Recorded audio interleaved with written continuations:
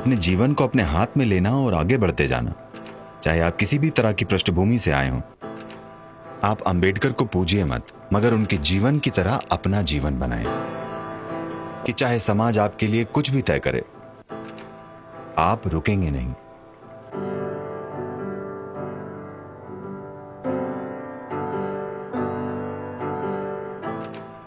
देखिए, दुर्भाग्यवश सभी नेताओं को किसी न किसी ने हथिया लिया है।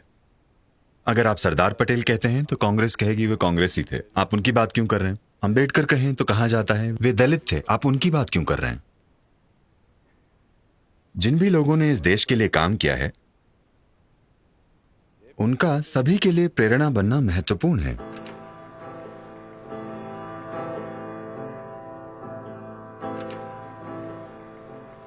देखिए, अगर उनके अपने शब्दों में कहें तो उन्होंने लोकतंत्र को सिर्फ सरकार का एक प्रकार नहीं माना, बल्कि ये इंसानों का एक दूसरे के प्रति सम्मान और श्रद्धा और सम्मान दिखाने का एक तरीका है। ये उनके शब्द हैं। तो वे एक दूसरे के प्रति श्रद्धा की बात कर रहे हैं।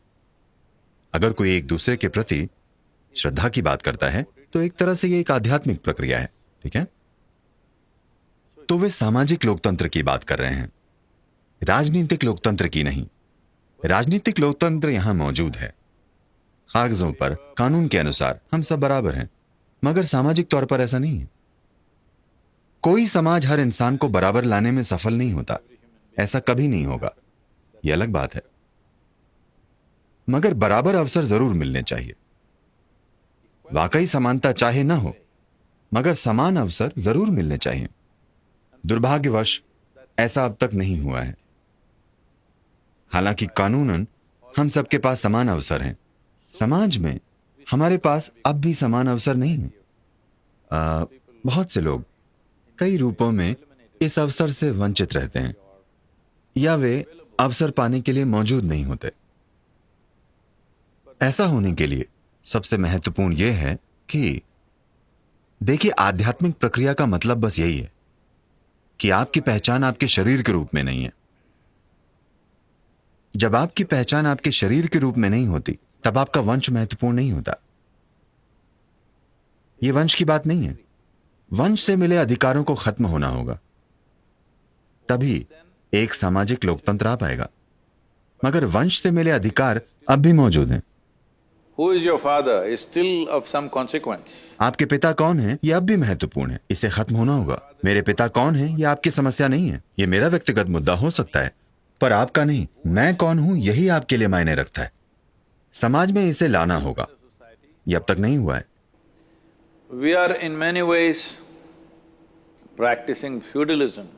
कई रूपों में हम एक लोकतांत्रिक प्रणाली के जरिए जागीरदारी चला रहे हैं। जब भी चुनाव होता है तो जाति, वर्ग, धर्म की इतनी बात क्यों होती है? आप किसकी पूजा करते हैं, किस जाति के हैं, इससे क्या फर्क पड़ता है?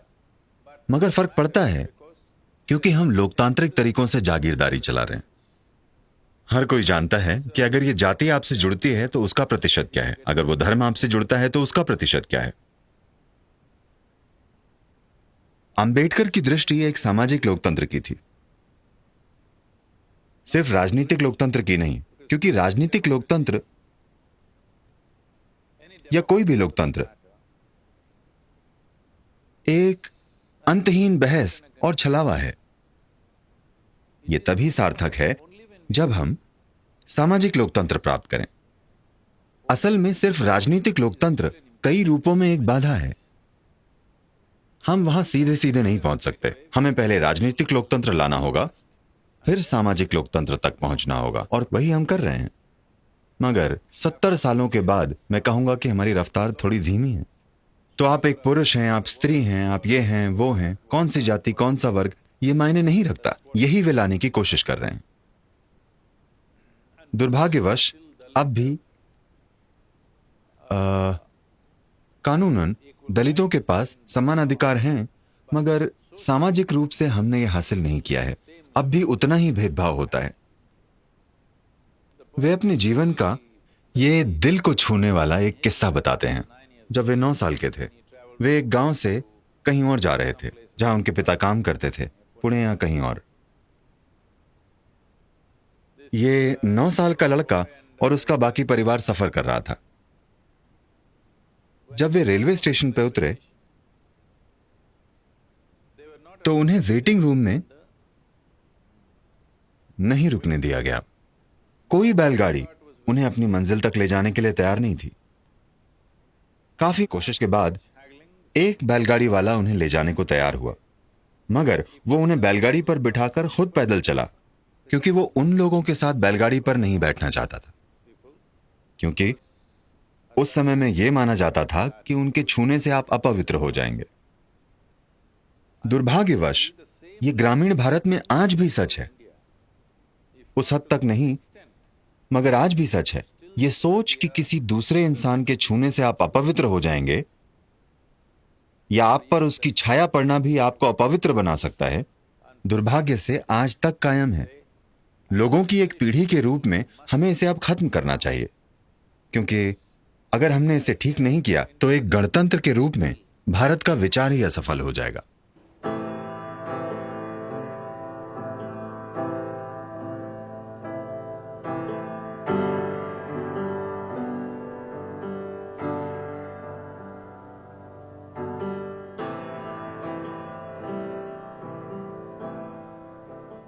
देखिए, भारत जैसे देश में आप जो भी कानून बना लें, खासकर कुछ सुविधाएं हासिल करने के बारे में, वहां दुरुपयोग होगा।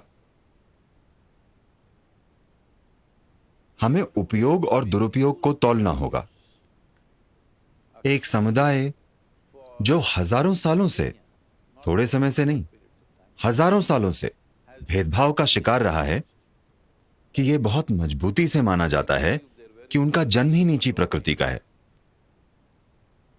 अगर आप उन्हें कुछ सुविधाओं के साथ ऊपर नहीं लाएंगे ताकि वे किसी दिन बराबर हो सकें, तो यह बहुत अन्याय होगा। सिर्फ इसलिए क्योंकि आज किसी को कोई आरक्षण मिल रहा है और आपको लगता है कि यह उचित नहीं है क्योंकि आपको एक कॉलेज में दाखिला नहीं मिला या कुछ और। मैं इसके पीछे छुपे असंतोष को समझता हूं। हमें समझना होगा कि इसका कारण है कि हम जो भी इंफ्रास्ट्रक्चर या शिक्षा या सुविधाएं बनाने की कोशिश कर रहे हैं, इसके लिए हमारी आबादी बहुत अधिक है। मगर आरक्षण कई रूपों में, जैसा कि मैंने देखा है, खासकर दक्षिण में, शायद उत्तर में इसका बहुत अच्छी तरह से इस्तेमाल नहीं हुआ है, मगर दक्षिण में दलित समुदाय के लोगों की एक पूरी पीढ़ी मुख्य रूप से आरक्षण के कारण अच्छी शिक्षा और नौकरी पा सकी है, मुख्य रूप से आरक्षण के कारण। अब असंतोष अलग अलग स्तरों पर सामने आएगा, तो समय के साथ आरक्षणों को लेकर शायद थोड़ा सुधार करना होगा समय के साथ। देखिए, मसलन आप किसी को दाखिला दे सकते हैं, मगर आप उसे इसलिए पास नहीं कर सकते क्योंकि वो एक खास जाति का है, वरना देश में योग्यता का स्तर नीचे आ जाएगा। उन्हें अवसर दिया जाना चाहिए और अच्छी स्कूली शिक्षा की कमी से हुए नुकसान की भरपाई के लिए अतिरिक्त कोचिंग भी दी जानी चाहिए, मगर हमें योग्यता पर समझौता नहीं करना चाहिए। और इसी तरह नौकरियों के लिए उन्हें आरक्षण मिलना चाहिए ताकि वे नौकरी में आ सकें, मगर प्रमोशन सिर्फ योग्यता से ही मिलना चाहिए। यह सुधार जरूरी है, मगर जैसा कि हमने कहा, एक लोकतांत्रिक प्रक्रिया में हमेशा आखिरकार एक चुनाव जीतना पड़ता है। कोई किसी बदलाव के बारे में बात करने का साहस नहीं करता, चाहे सकारात्मक या नकारात्मक, क्योंकि ये खास समुदाय से संबंधित कोई भी चीज चुनाव जिता या हरा सकती है, जीतना या हारने वाली बात। मैं वाकई मानता हूं कि विकास के मौजूदा स्तर में दलितों को इस देश में जो जगह प्राप्त है, वहां उन्हें आज भी आरक्षण की जरूरत है।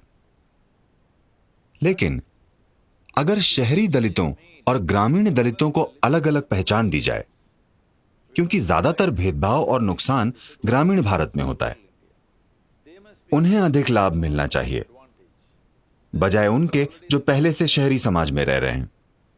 इसे ऐसे भी किया जा सकता है, पहली पीढ़ी को उस सामाजिक खाई से निकाला जाए जो दुर्भाग्यवश उनके लिए खो दी गई थी, उन्हें आरक्षण दिया जाए दूसरी पीढ़ी में थोड़ा कम किया जाए, तीसरी पीढ़ी को उससे बाहर कर दिया जाए। मगर ग्रामीण दलितों के लिए यह बहुत जरूरी है। फिलहाल इसके अलावा कोई उपाय नहीं है, क्योंकि भेदभाव बहुत क्रूर है। इसलिए हमें इसे कम आंक कर यह नहीं सोचना चाहिए, ओ उन्हें अनुचित लाभ मिल रहा है, आपको आरक्षण हटा लेना चाहिए। नहीं, ऐसे लोगों को इस देश की ग्रामीण स्थिति को जाकर देखना चाहिए।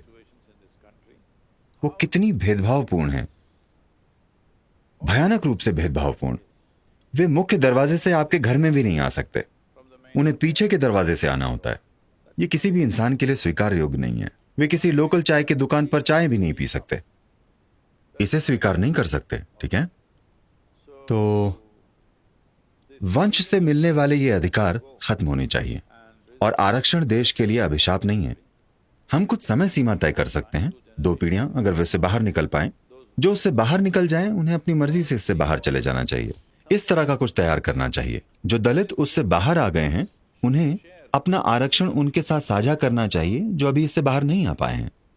मेरा मतलब यह जिम्मेदारी से ही हो सकता है। देखिए, हमें समझना चाहिए ये सुविधाएं एक मौजूदा अन्याय के कारण ही दी जा रही हैं। हमें सुविधाओं को एक और अन्याय में नहीं बदल देना चाहिए। इसके लिए हमें एक अधिक सजग समाज की जरूरत है। हमें लोगों को इस समुदाय उस समुदाय के रूप में देखना बंद कर देना चाहिए, क्योंकि हम सभी के पास एक ही वोट है। किसी के पास अलग वोट या एक व्यक्ति के पास 2 वोट नहीं है। तो उस तरह से कानूनन हम बराबर हैं, उसे सामाजिक रूप से व्यक्त होना होगा।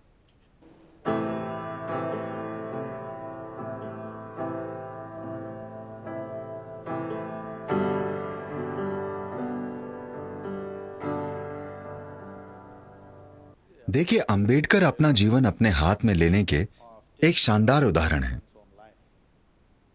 वो जिस तरह की पृष्ठभूमि से आए थे, उन्होंने जो बौद्धिक प्रतिभा दिखाई, वो किसी भी पीढ़ी के लिए एक प्रेरणा है। सामाजिक नुकसानों से उन्होंने हार नहीं मानी। उन्होंने उसके बारे में पर्याप्त बोला या नहीं, बात यह नहीं है। यही उनका जीवन है, अपने जीवन को अपने हाथ में लेना और आगे बढ़ते जाना, चाहे आप किसी भी तरह की पृष्ठभूमि से आए हों। मगर हर इंसान से वो करने की उम्मीद करना जो उन्होंने किया, उचित नहीं है। आपको उनके लिए थोड़ी सुविधा देनी होगी। ये बहुत शर्म की बात है। व्यक्तिगत रूप से मैं शर्मिंदा महसूस करता हूं कि आज भी, हालांकि हम सैकड़ों गांवों में सक्रिय हैं, हम आज भी उसे बदल नहीं पा रहे हैं। मैं कोशिश करके देख चुका हूं। आप बस टकराव पैदा करते हैं, वो फट पड़ेगा। इसलिए मैं मानता हूं, दलित समुदाय के लिए For the Dalit community, education, education, education. Economic success must happen because of education. शिक्षा से आर्थिक सफलता मिलनी चाहिए और उन्हें उन समुदायों से बाहर निकलना होगा, तभी बदलाव आएगा। या सिर्फ इसे पीढ़ीगत बदलाव होना होगा। इस पीढ़ी में अगर उसे बदलना है तो उन सभी को उच्च शिक्षा हासिल करनी होगी और उन ग्रामीण समुदायों से बाहर निकलना होगा जहां चाहे कुछ भी हो, उन्हें निचले स्तर पर रखा जाएगा।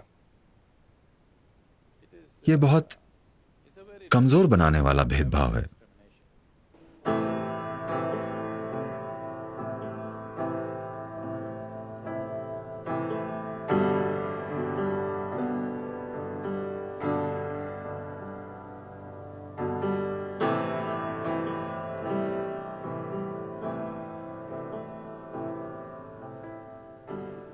हालांकि यह संस्कृति हजारों सालों से आध्यात्मिकता में डूबी हुई है और यह हमेशा कहा गया है कि हमारा जीवन हमारा कर्म है, मतलब हमारा जीवन हमारा खुद का बनाया हुआ है।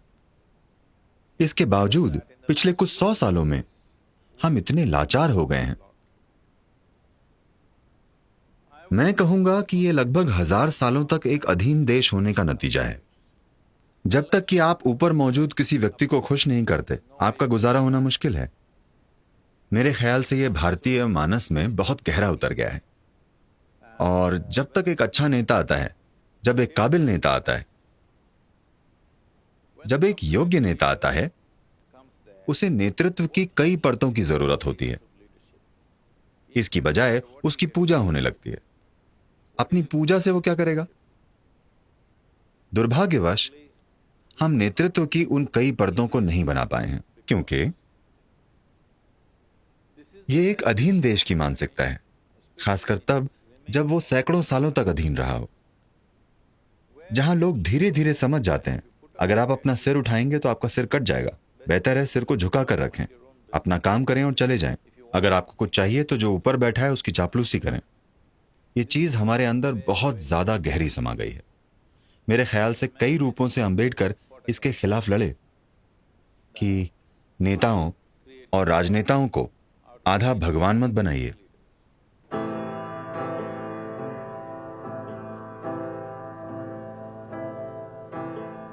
आपको अंबेडकर के साथ एक चीज करनी चाहिए, आप अंबेडकर को पूजिए मत, मगर उनके जीवन की तरह अपना जीवन बनाएं। यही जरूरी है। अनुकरण की बजाय